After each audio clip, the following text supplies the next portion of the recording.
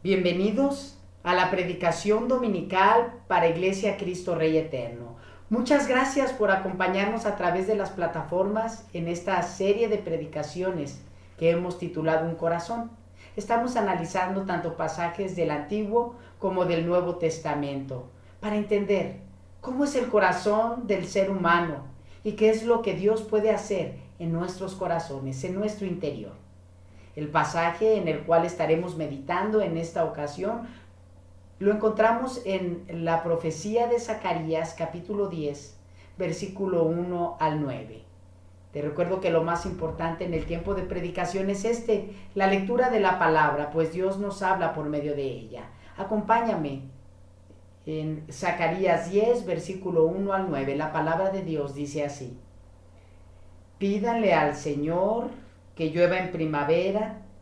Él es quien hace los nubarrones y envía los aguaceros. Él es quien da a todo hombre la hierba del campo. Los ídolos hablan con engaño. Los adivinos tienen sueños falsos. Hablan de visiones engañosas y consuelan con fantasías. Y el pueblo vaga como rebaño agobiado porque carece de pastor. Se enciende mi ira contra los pastores. Castigaré a esos machos cabríos. Ciertamente el Señor Todopoderoso cuida de Judá, que es su rebaño, y lo convertirá en su corcel de honor el día de la batalla.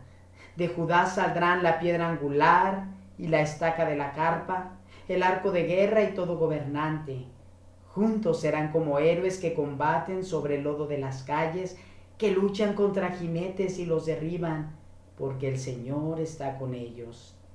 Yo fortaleceré a la tribu de Judá y salvaré a los descendientes de José. Me he compadecido de ellos y los haré volver. Será como si nunca los hubiera rechazado, porque yo soy el Señor su Dios y les responderé. Efraín se volverá como un guerrero y su corazón se alegrará como si tomara vino. Sus hijos lo verán y se pondrán felices. Su corazón se alegrará en el Señor. Yo los llamaré y los recogeré cuando los haya redimido. Serán tan numerosos como antes, aunque los dispersé entre los pueblos. En tierras remotas se acordarán de mí. Aunque vivieron allí con sus hijos, regresarán a su tierra. Te invito a que oremos. Padre, ahora que estamos delante de la exposición de tu santa, sabia y poderosa palabra, ruego que sean gratos los dichos de mi boca y las meditaciones en nuestros corazones delante de ti, roca nuestra y redentor nuestro. Amén. Un famoso comediante de México narra la siguiente historia. Se dice que en una ocasión Charles Chaplin asistió a una fiesta, uno de los mejores cómicos de la historia y en ese tiempo reconocido. La gente que sabía de su gracia le pidió que contara un chiste. El hombre contó el mejor chiste que tenía y toda la audiencia reía y reía, aplaudían y gritaban de emoción. Así que dijeron que contara un chiste más. Charles volvió a contar el mismo chiste y la gente volvió a reír, pero en esta ocasión no hubo ovaciones ni aplausos. Le volvieron a pedir un chiste más. Charles contó el mismo chiste y en esta ocasión ya nadie reía.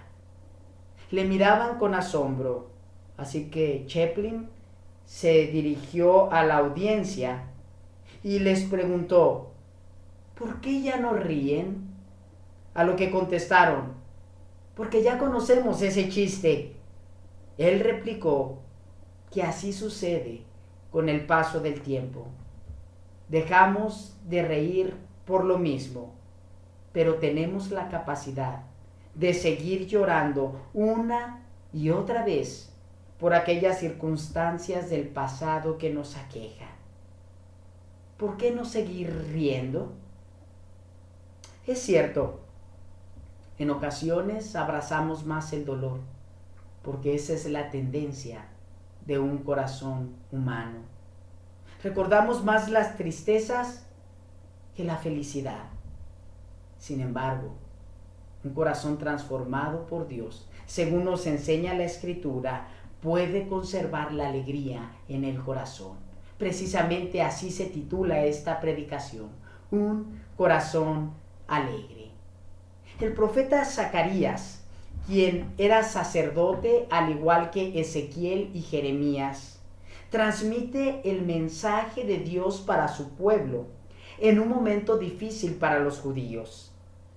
Esta profecía es fechada aproximadamente entre los años 480 y 470 a.C., tiempo en el cual se desarrolla también la historia de la reina Esther. Los judíos habían pasado varios años en el exilio. Babilonia les había conquistado. Y al parecer Zacarías había nacido en ese periodo, en el periodo de cautiverio de los judíos en la nación de Babilonia. Los babilonios habían sido derrotados por los medos y persas, según había sido profetizado por el Señor. En ese tiempo también los griegos emergen como potencia, luchando contra los persas. Tanto Ageo como Zacarías, quienes eran profetas contemporáneos, probablemente Ageo siendo ya un anciano y Zacarías un joven que comenzaba su ministerio profético, ambos en sus profecías recuerdan la disciplina de Dios, pero con vísperas de una esperanza de restauración, así como el restablecimiento y la construcción de nuevo del templo de Dios, un emblema de reconciliación y un lugar donde la presencia de Dios residía y la reunión armónica con su pueblo. Es bajo tales circunstancias que Dios hace una promesa a su pueblo, la cual leemos en el versículo 7, que dice: Efraín se volverá como un guerrero, y su corazón se alegrará como si tomara vino. Sus hijos lo verán y se pondrán felices. Su corazón se alegrará en el Señor. Notamos que esta es una promesa generacional. Dios se refiere a su pueblo con el nombre de Efraín, hablando a la tribu que se encontraba al norte de Israel, pero en ese tiempo una tribu dispersa entre las naciones. Parece que Efraín es tomado como un título para hablar de todo el pueblo de Dios. Y de ser así, según se corrobora en otras profecías, Dios está hablando a su pueblo y Dios le está diciendo que les dará un corazón alegre. Y no solamente a ellos, sino también a sus descendientes, a sus hijos y a los hijos de sus hijos. Esta es la promesa que Dios tiene en este pasaje: dar a su pueblo un corazón alegre. Sin embargo, el pasaje no solamente nos muestra la promesa, sino que nos guía a través de razones por las cuales Dios daría esa promesa. Razones que provocan en el corazón alegría.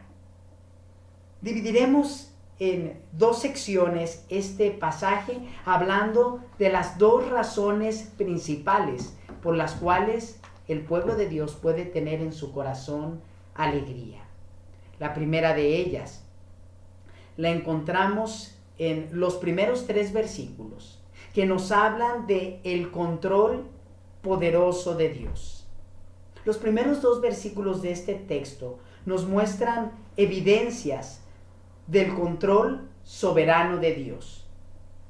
Los primeros versículos hacen un contraste, pues los ídolos de los pueblos paganos, y los servidores de esos ídolos, es decir, los adivinos, se dedicaban a engañar al pueblo, consolándoles con fantasías. Esta era la manera en que los pueblos paganos se acercaban a sus dioses, por cierto, dioses falsos, y que eran engañados por los adivinos. Mientras que el Señor Todopoderoso es quien sustenta a su pueblo. Notamos en los primeros versículos que dicen: pidan al Señor lluvias en primavera. Él es quien hace brotar la hierba del campo para el hombre, el fruto de la tierra, las lluvias son enviadas por el Señor. Por lo cual, estos versículos nos invitan a hacernos una pregunta que requiere una respuesta muy honesta. ¿Dónde está mi confianza en momentos de necesidad? ¿Estoy esperando en Dios o en que el universo se alinee a mi favor? ¿Me acerco al Señor en oración ante los imprevistos de la vida? ¿Puedo ver el sustento del Señor cada día en mi vida? Cuando tengo un problema, ¿a quién recurro primero? ¿Al Señor o busco la ayuda del hombre? Las respuestas a estas preguntas pueden demostrarnos en dónde se encuentra en este momento nuestro corazón. Si no es con el Señor, lo más seguro es que nuestro corazón no rebosa de gozo y alegría. La siguiente evidencia que encontramos en los primeros versículos, ahora la notamos que se encuentra del versículo 3 al 5. Una vez que vemos que Dios tiene el control absoluto, ahora el Señor también tiene la dirección del pueblo, pues mencionan estos versículos 3 al 5 dos imágenes de líderes para el pueblo.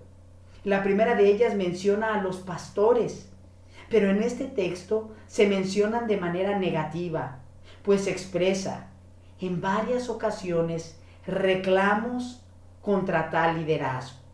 Leemos en el versículo 2 y el versículo 3. Y el pueblo vaga como rebaño agobiado porque carece de pastor. Se enciende mi ira contra los pastores, castigaré a esos machos cabríos. Dios hace un reclamo fuerte al liderazgo del tiempo de Zacarías. Dios habla y reta, exhorta a aquellos que habían sido llamados por el Señor para dirigir, para alimentar, para sustentar al pueblo, para consolarlos con la palabra de Dios, pues ellos habían evadido y abandonado su responsabilidad. Estas palabras encuentran su eco también en el Nuevo Testamento, en la narración del Evangelio según Mateo, capítulo 9, versículo 36, donde se expresa el Señor Jesús al respecto, diciendo: al ver las multitudes, tuvo compasión de ellas, porque estaban agobiadas y desamparadas como ovejas sin pastor. Probablemente este pasaje de la Escritura pasaba en ese momento en la mente del escritor del Evangelio de Mateo al ver las reacciones de Jesús ante la multitud. Luego, en los siguientes dos versículos, Jesús expresa una necesidad que tenemos en la iglesia. Expresa que pocos son los obreros y nos hace una invitación que roguemos al Señor de la mies que envíe obreros a su mies. O como dice la Nueva Versión Internacional, que roguemos al Señor de la cosecha que envíe obreros a su campo. Esta también debe ser nuestra oración. Mis amados, debemos estar orando por siervos consagrados para la obra del Señor. Pastores que pastoreen con amor, líderes que vigilen y puedan alimentar al rebaño. Damos gracias al Señor porque podemos tener de ellos, pero no son los únicos. Que el Señor siga levantando más liderazgo para su iglesia en este nuestro tiempo. Otro líder o dirigente en el pueblo eran los guerreros, quienes marchaban al frente del pueblo, al frente del batallón o del ejército. Comúnmente esta tarea la tomaba el rey del pueblo, sobre quien recaía esta tarea. Dios mismo promete ser el guerrero y con una imagen poética ve a su pueblo como un corcel de guerra, enfatizando la manera en que se llevará a cabo la victoria en la guerra. Esto lo leemos en el versículo 4, donde dice: de Judá saldrán la piedra angular y la estaca de la carpa, el arco de guerra y todo gobernante. El cumplimiento de esta profecía lo vemos con claridad en el Nuevo Testamento. Como menciona el apóstol Pedro en su primera carta, en el capítulo 2, versículo 7, quien, citando el Salmo 118, 22, enfatiza que es Jesús la piedra que los edificadores desecharon, pero que ha venido a ser la piedra angular. Es en Jesús, quien siendo, por cierto, de la tribu de Judá, que se levantaría como el rey y gobernante. Irónicamente, un rey y gobernante rechazado, un rey sin corona. Notamos entonces la armonía que guarda la Escritura. Esto es un verdadero diamante con brillo absoluto. La siguiente razón de la promesa de Dios para dar a su pueblo un corazón alegre consiste en la salvación. La salvación. Leemos versículos 6 y 7. Yo fortaleceré a la tribu de Judá y salvaré a los descendientes de José. Me he compadecido de ellos y los haré volver. Será como si nunca los hubiera rechazado, porque yo soy el Señor su Dios y les responderé. Efraín se volverá como un guerrero y su corazón se alegrará como si tomara vino. Sus hijos lo verán y se pondrán felices. Su corazón se alegrará en el Señor.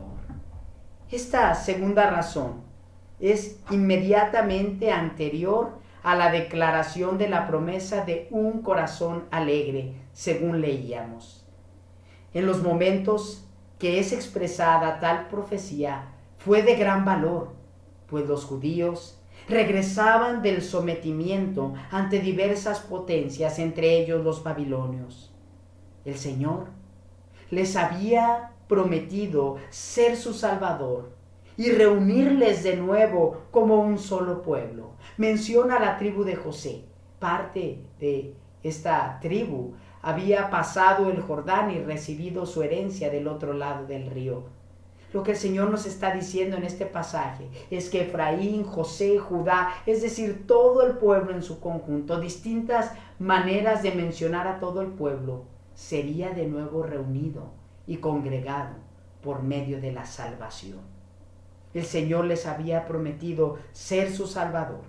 Esta generación judía del tiempo de Zacarías lo veía como un retorno similar al Éxodo que es narrado en el segundo libro de la Biblia. Cuando Israel fue cautivo por Egipto y Dios mismo fue a rescatar, a salvar a su pueblo. En este texto de Zacarías recordamos lo mismo, que es Dios el Salvador de su pueblo, quien pelea por ellos la batalla y quien demuestra con su poder, con evidencias claras de su poder, de quién es Él, de la manera en que dirige a su pueblo, como un guerrero, como un pastor. El Nuevo Testamento corrobora estas verdades, pero descubriéndolo con mayor claridad. Esta claridad es redactada por el apóstol Pablo, donde nos menciona que Dios lograría esto por su pueblo, ser su Salvador. Leemos en la carta a Tito, en el capítulo 3, versículo 4 al 6, lo siguiente. Pero cuando se manifestaron la bondad y el amor de Dios, nuestro Salvador, Él nos salvó, no por nuestras propias obras de justicia, sino por su misericordia. Nos salvó mediante el lavamiento de la regeneración y de la renovación por el Espíritu Santo, el cual fue derramado abundantemente sobre nosotros por medio de Jesucristo, nuestro Salvador. Así lo hizo para que, justificados por su gracia, llegáramos a ser herederos que abrigan la esperanza de recibir la vida eterna. En este pasaje el apóstol Pablo habla de la Trinidad. El Padre, Dios como Salvador. El Hijo, Jesucristo, que también es Dios como Salvador. Y el Espíritu Santo obrando regeneración en el corazón del hombre. Menciona que Dios, el Padre, es Salvador. Y menciona que Jesús, el Hijo, quien es Dios, también es Salvador. Jesús, para lograr esta salvación de parte de la divinidad, irónicamente, siendo la roca angular, la piedra principal, fue rechazado por sus propios hermanos y por su pueblo, los judíos, porque de Judá se levantaría el Salvador, quien es Jesús. Ellos no le reconocieron como pastor y como guerrero. Rechazaron su liderazgo. Un guerrero, por cierto, quien en nuestro lugar iría a la batalla contra el pecado. Entregaría su vida en sacrificio en la cruz para otorgar eterna salvación a todos los que creen en Él. Estimado televidente, un corazón al cual Dios ha mostrado su poder salvador en la obra de Jesucristo, es un corazón que rebosa de alegría.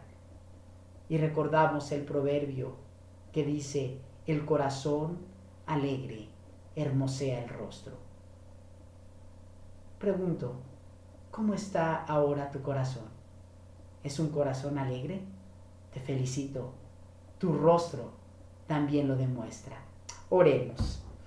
Padre bueno y Dios Salvador, gracias damos por la ministración de tu santa y sabia palabra. Hoy notamos la alegría que provoca en nuestros corazones la magnánima obra de Jesús, nuestro Salvador. Ruego, Señor, que todos los que escuchen esta reflexión puedan ser dotados con un corazón alegre y que tu Espíritu nos impulse a llevar este mensaje por doquier andemos. Todo esto lo pedimos en el nombre de Jesús, tu Hijo amado y Salvador nuestro.